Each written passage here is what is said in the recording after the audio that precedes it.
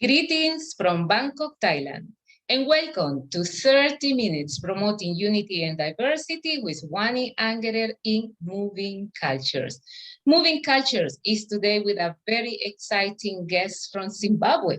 And as you can see, we are holding this position that is celebrating life, community, and diversity. We are saying no to racism. We are saying no to injustice. We are saying no to discrimination. We are saying no to lack of opportunities. And we're saying yes to life and positivity. So let's welcome our guest number 182, Penny Yon. How are you, Penny? Good morning, Wani. I'm very well, thank you. How are you?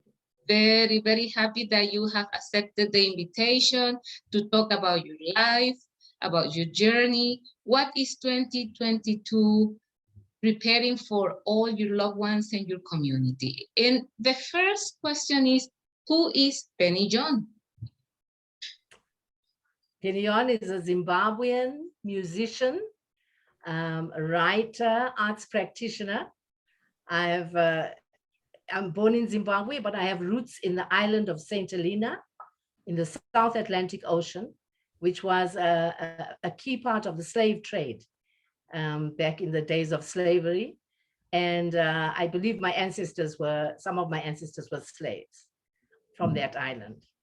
Penny, as you mentioned, you are a combination of different cultures and races, and you have been traveling your life with that flag, celebrating culture from different perspectives. Let's talk about Penny Yon in childhood, how that story coming from different places in the world has made you the person you are today. I think that my childhood has been very blessed, really. I grew up in a mixed race community, but I had the opportunity of being educated in a white school, which was at the time the best education that one could get. And because of being there, and I was actually literally the only mixed race person in the whole school, or Black person in the whole school. And it was quite an awakening to my 6-year-old self to find myself different from everyone else. But I have to say it was a convent run by nuns. And I have to say that there was never any discrimination against me. And it worked in my favor in that I learned that I'm just the same, as good as anyone else. And that has stood me in good stead throughout my life. I know that your grandparents, your parents, yourself, and also the following generation after you has been very much engaged in music and arts. And of course, you all are music and activists because you have been using the art as a way of activism to change people's mindset. Tell us a little bit about that story. About the work that I've done in the last 15 or 20 years, or 30 years even. It has been really very rewarding. It's been so diverse.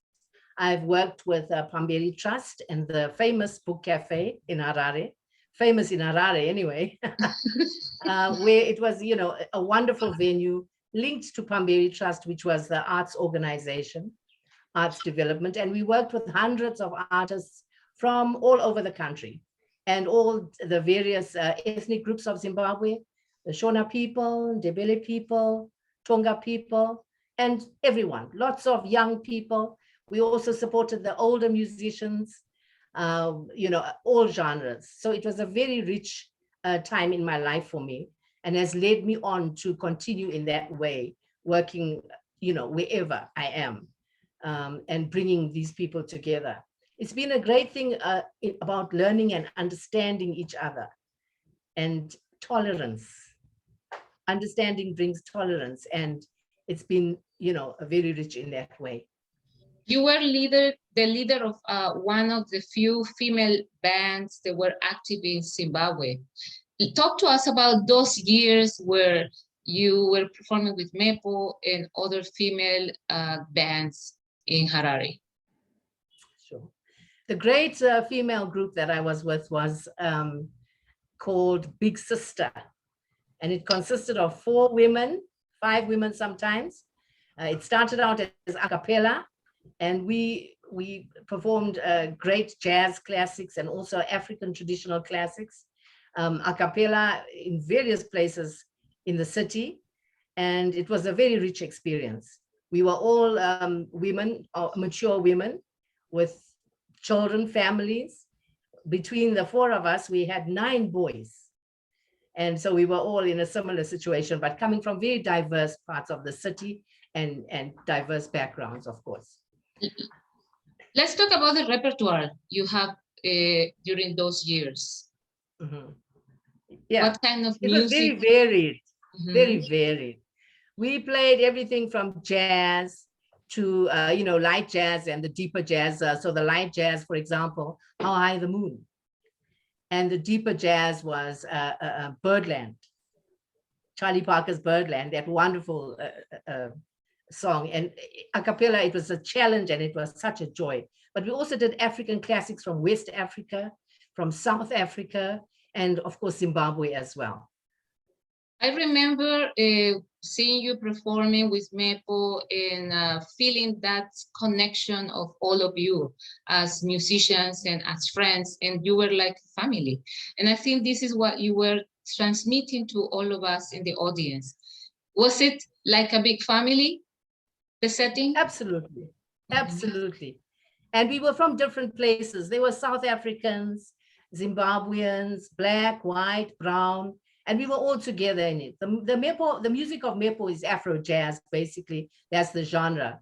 But it was all those influences, because even in spite of the one person composing the song, everybody had contributions to it in the playing of the song and as the song developed. So it was, it was a big mix, and what came out was very rich. It was very rich and very whole. I can put it that way.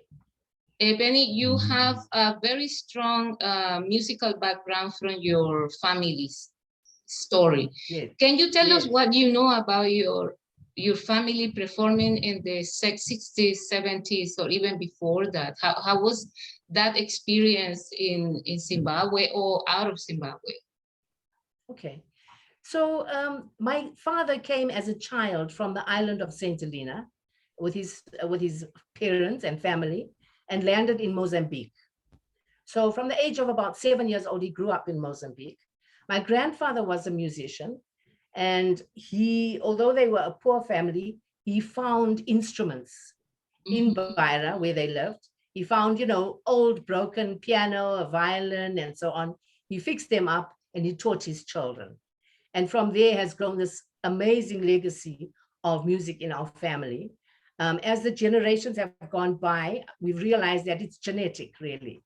There's a gene somewhere in us, because so many of us play so many instruments. My grandfather played banjo and guitar. My father played 8 instruments. Wow. Yeah, saxophone, piano, guitar, mandolin, clarinet, what else? 8 of them. So it was a very rich experience. When I grew up from 6 years old, he made sure that I was taking piano lessons at the school from the nuns, formal teaching. And that was great. And I did that until I was 12 years old. When I entered high school, I chose not to follow the classical route, but I found that within me, there was something that always wanted more. And from there, I developed to guitar, at first at about 11 years old. And then later in my life to bass. In my family, there was always a band. So the first band, when my dad was a bit grown in Mozambique, they moved into Mutare, which used to be Umtali on the eastern border of Zimbabwe. And a band was formed there by the family called the St. Helena Yon's Orchestra. St. Helena was the island that they came from. And such a rich history. They played all over that area, in that city and all the surrounding areas. They were a mixed race group, of course, but they played for all colors as well. They played for white people, they played for blacks, they played for colored, anybody. And they were possibly the only band, maybe, so they had a lot of, a very wide reach. and lots of rich stories that came out of there. Some of the stories are quite amazing. For example, at the very beginning, in the early, I guess in the 30s or 40s, in the 40s, they had to play for white audiences. They had to play behind a curtain because it wasn't permitted for races to mix. They played behind a curtain. Yes, It was, I mean, unthinkable. And I remember asking my dad when he was alive, "How did you do that? You know, how did you manage that?" And he said that was just the way at the time. That was how it was. So we accepted it. We had to play our music. And inevitably, the people would say, "Open the curtain. We want to see the band." So, you know, it fell away, kind of, it fell away. So, and I have to say that because of their diversity, because we were also English-speaking people, and so all the communities were able to, we were able to interact, or my parents were able to interact with all different communities. So when you're talking about the curtains closed, it's like on stage, on stage, but they didn't open the behind curtains. The curtain. Yes. Wow, this is very strong. And if you imagine, there was no amplification those days. Yeah, this is what I was going to ask you. So the sound very hardly could go through the curtains. It must have been, yeah, very muffled. But as I say, inevitably by the, you know, some way through the event, the audience would say, "Open the curtains. We want to see the band." Fantastic. And maybe to hear better as well, yeah. Penny, so that broke down a lot of barriers. It already broke down a lot of barriers. You just practically opened the conversation about stereotypes, prejudice, and discrimination.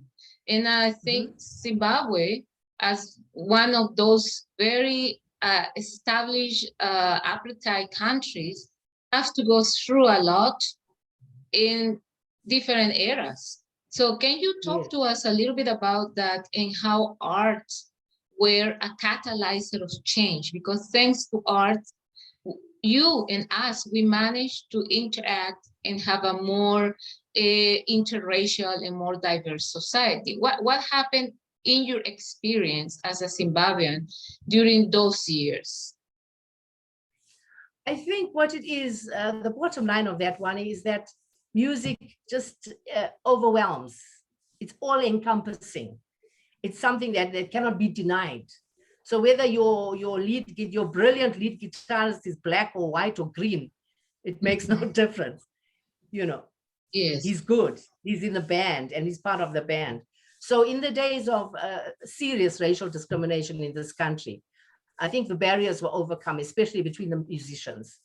And in our band, after my dad's band, that was in the 1940s, when they performed as Saint Helena Orchestra, the next generation to come was our generation. So my elder brothers took over that band and also changed the name of the band. They became a funk, rock, soul band called Sweet Charity. And there again, they interacted with different races, even though those racial barriers were still in place at the time in Rhodesia.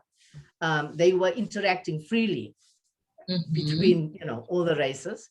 And as a result, there was a lot of trouble, actually. It attracted a lot of attention from the authorities and from the police. They didn't want people to be interacting with each other. It was still very much a divide and rule situation. And they didn't really want the blacks to be with the whites and the colors. It was going against their whole policy.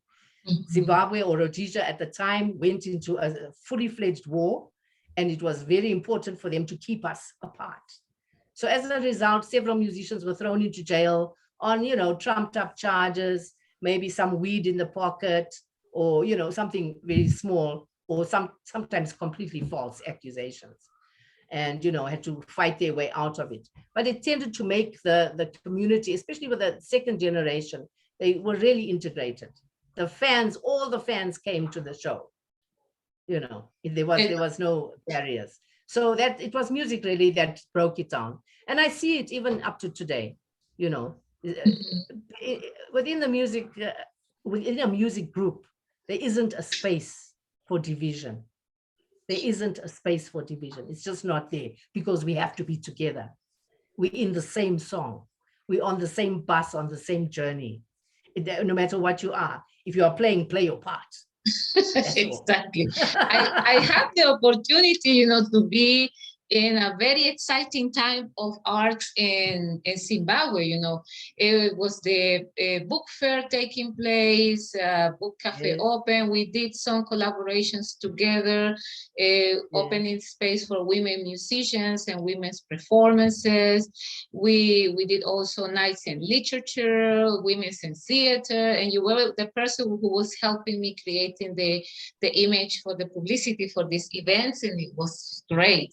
Then we have Haifa, who came into the scene. You were very active with the jazz festival, and I think that created this authentic melting pot of energies, you know, who actually make us, all of us, stronger, you know, and also more compassionate and more loving. Absolutely. So what can you tell us about those years, Penny? How do you remember them? The jazz festival years and the years of promoting music when I was involved here in Harare was quite amazing. At first, it was an eye-opener for me. When I was younger, I was confined very much to the colored community. Here we call it colored, and it doesn't have a negative, you know, connotation. It's us, the mixed race people. People were still very much divided, but that jazz, just the jazz being jazz, you know, it has no barriers actually. So everybody just fell into the same thing. We did jazz festivals with a number of people who were concerned about jazz dying in Zimbabwe. And we got together, people of all races, and formed a committee and started the jazz festivals. And as jazz, you know, as it went along, I realized more and more that this particular genre of jazz was bringing people together. We didn't have, you know, a certain type of music only. We didn't have a certain language only. It was all of those. I also sang some of those Latin songs, you know, that you sing so beautifully.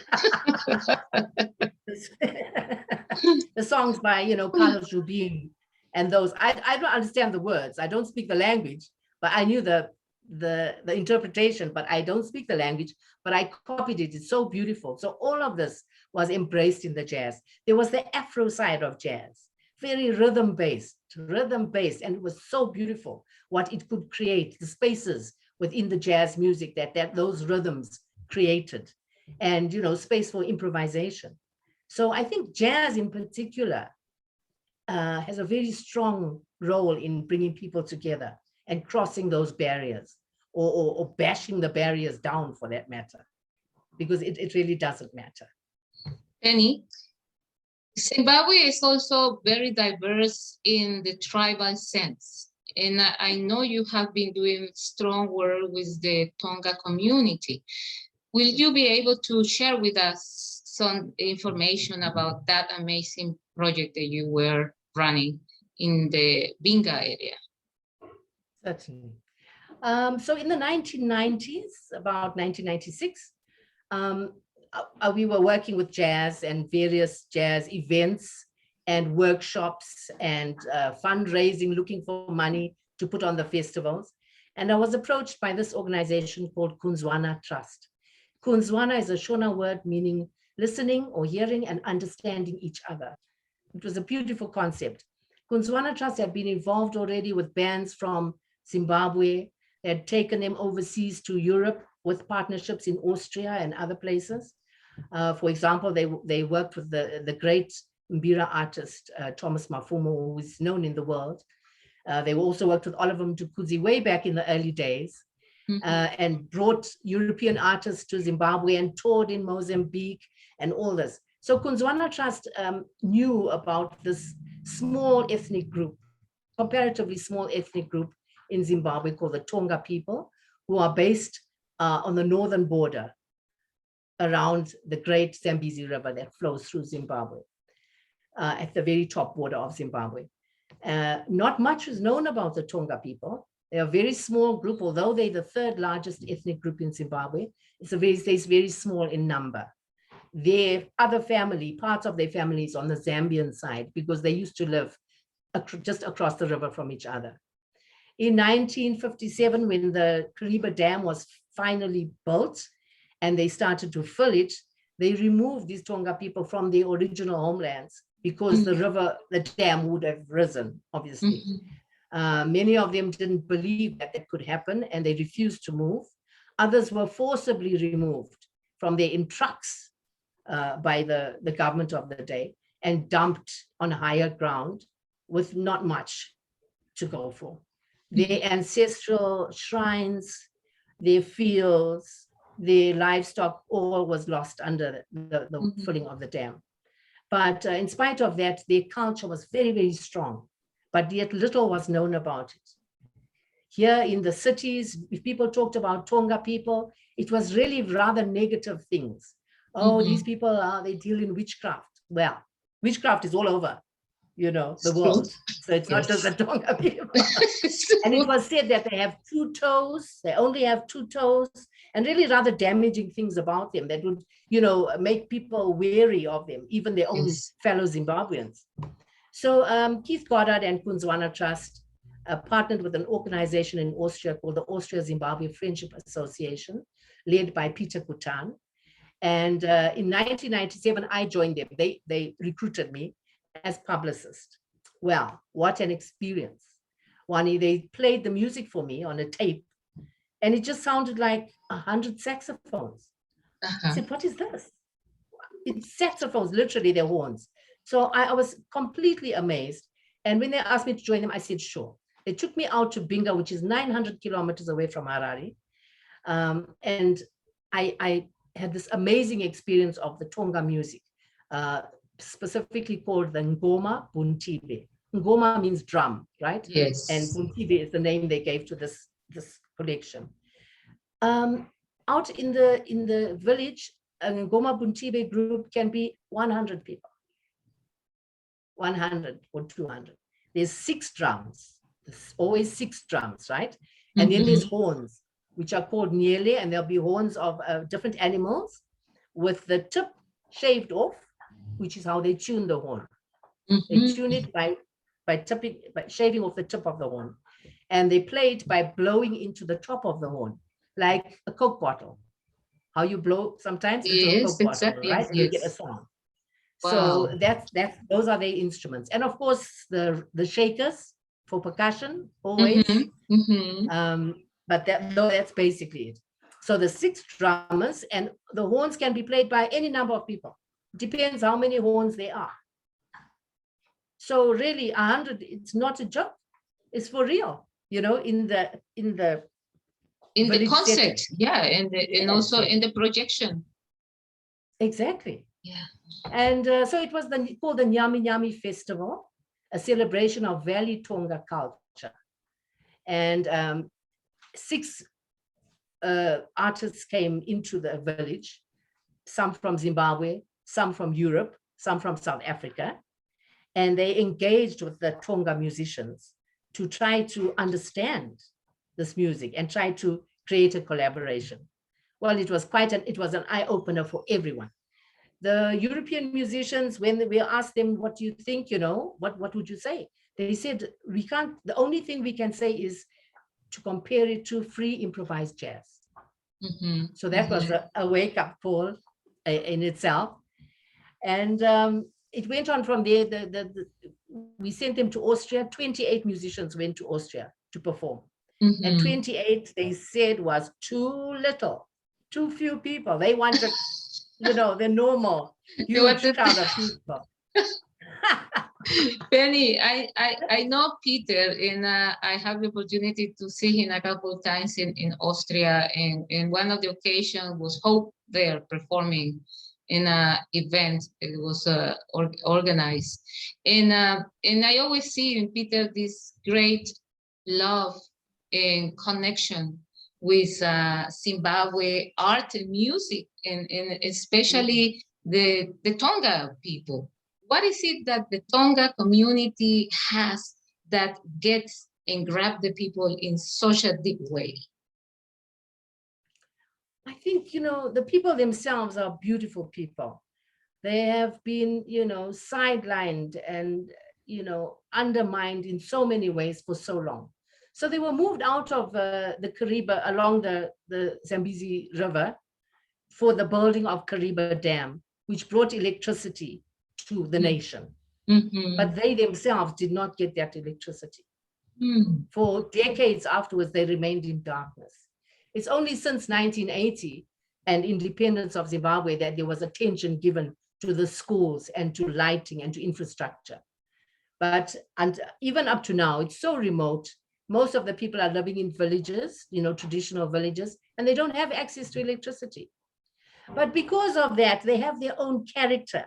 Because maybe they're so cut off and so remote, far from everyone else, their music has retained its original, its authentic flavor. Absolutely, yeah. And I think that's what attracted us. But the people themselves are just lovely people. They accept everybody. They're not Shona. They are not Ndebele. And they're very proud of their own culture in their own small way, very humble, but they know who they are. They are proud of their music. Their traditions continue in spite of outside influences, and just very friendly people. Most of all, they were so happy to know that their music was respected.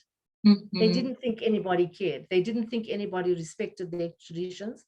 But with the coming of Peter Kutan and Kunzwana Trust, they began to realize that there's value in what they have and what they do. There are other traditions such as basket weaving, basket making, and bead work, other traditions that they never thought anybody cared or would be interested in. They also so they welcomed it. They also paid respect to the water. And you just mentioned the Nyami Nyami festival and the Nyami Nyami. Talk to us about the meaning of the Nyami Nyami. The Nyami Nyami is a fabled giant snake. Some say the river god. Others argue that, it didn't apply to some people. They don't know about it still, the Tonga people. Some people say that. So we're not sure really where that came from, but certainly it referred to a large snake that lived in the Zambezi River. A giant, you have these huge water pythons, massive monsters. And so that's what it was referring to, those legends.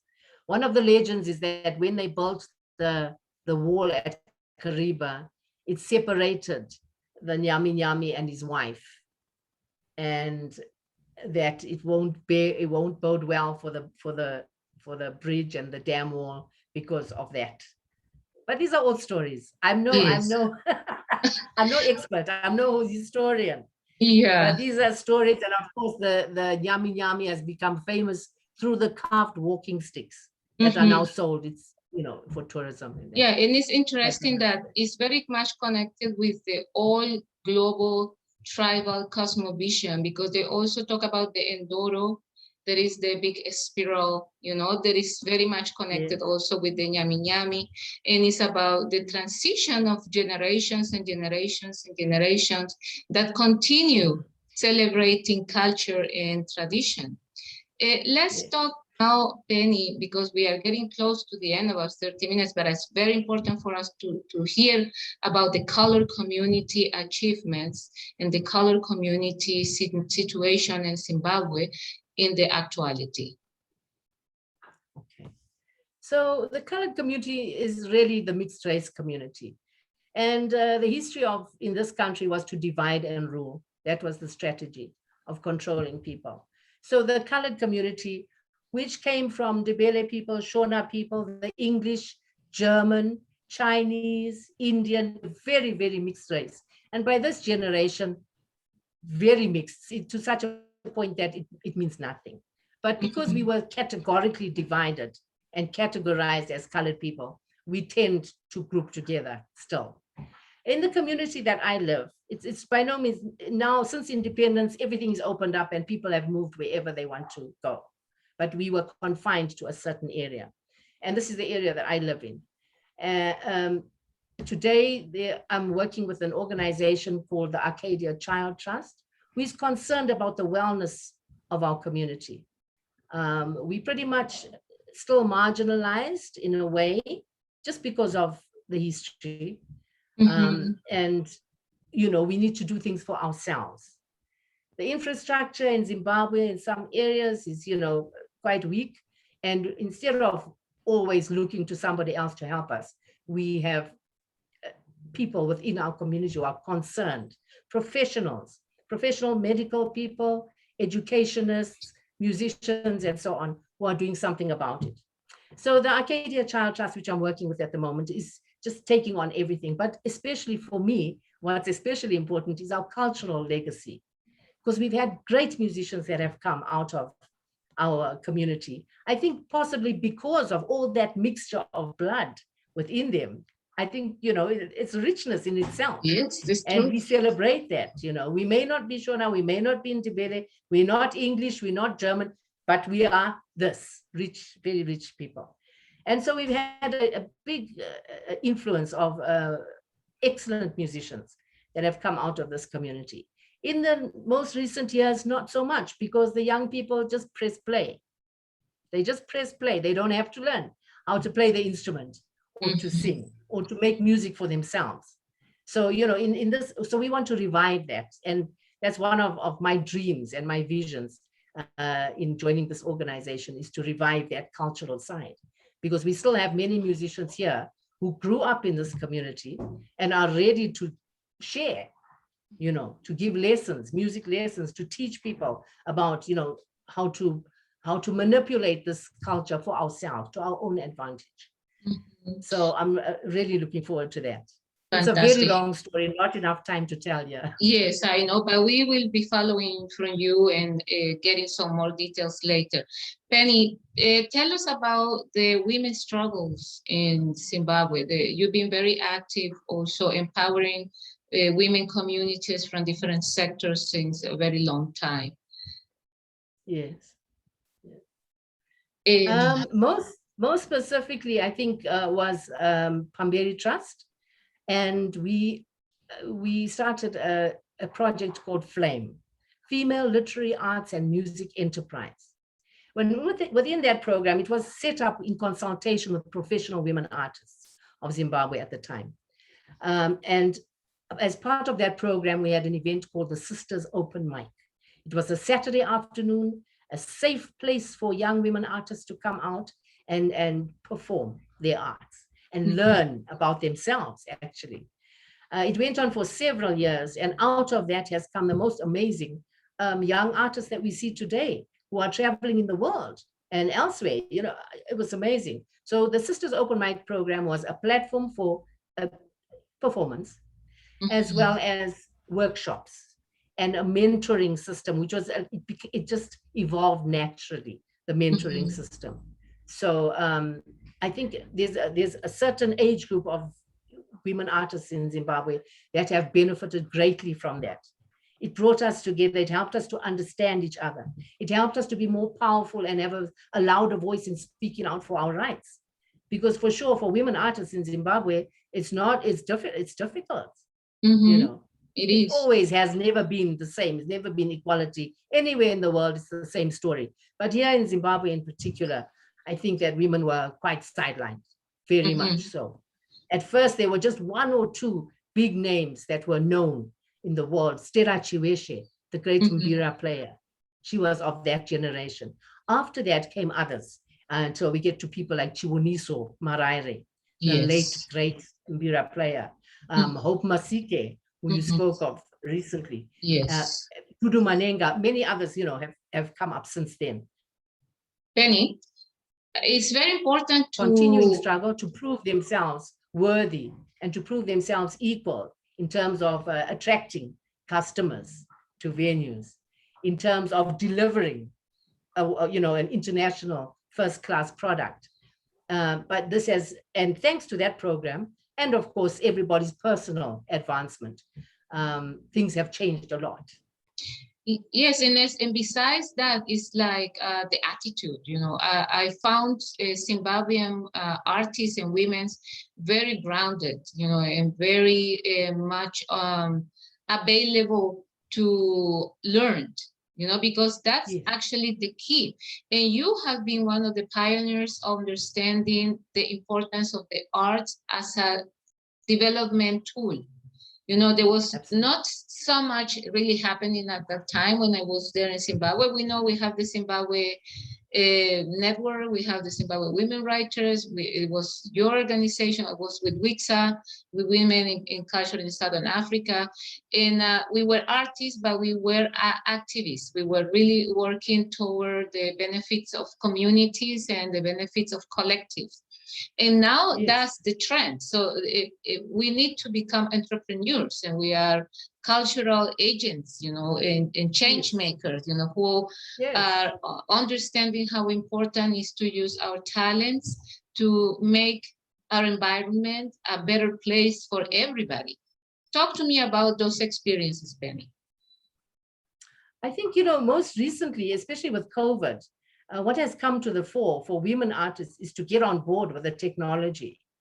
And many of them, having invested so much into their art, which we have to do, and having families on the side, which we all have, children and the rest, there hasn't been too much time to catch up with the technology, which is moving so fast. Mm-hmm. But with the lockdowns of COVID in the last 2 years, the women artists, we have created programs and projects for women artists to become you know, more empowered in terms of digital presentation, their online presence in the world. Some people, you know, in the past, it was just your show. You advertise your show and you have your show. And now it's all online. So I've been involved in several projects from the side or in the middle of dealing with women and getting them to come out and to prepare themselves for this new age of technology. You must have, you know, an artist profile, well written. You must have great photos, you know, for promotion, how to promote themselves. And watch out, now we're looking at branding. We're seeing you on Facebook, your behavior, you know, all this type of thing, and building women up in this way. So that's been quite, apart from just becoming equal, it's becoming equal with the rest of the world, you know, raising up, meet the standard. Yeah. Not easy in Zimbabwe. Data is very expensive. Internet connection is dodgy at times. And women, of course, now have another thing to attend to besides their music and their family and their rehearsals and their band. They now have the technology. You know, it's yeah, you have to become multitasking. That's how we are strong. Yeah, yes, exactly. And that's the result of this multitasking spirit that is actually part of women nature. Penny, yes. We already reached the 30 minutes of our conversation, and we will love to hear a message from you to the society regarding unity, diversity, inclusion, and participation. I think my message would just be that, you know, time waits for no man. Tomorrow is not promised. Let's get on with life. Let's get together. Let's do it. There's this new world, digital world that's opened up for us. Let's embrace it. You know, let's not fear it, and let's not be pulled down by the old problems and challenges.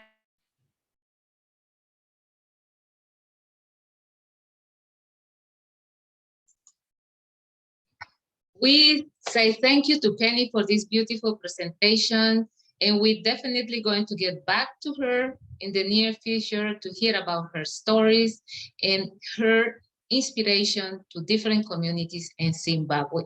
So let's close this celebration saying yes to unity in diversity. Thank you, Penny Yon.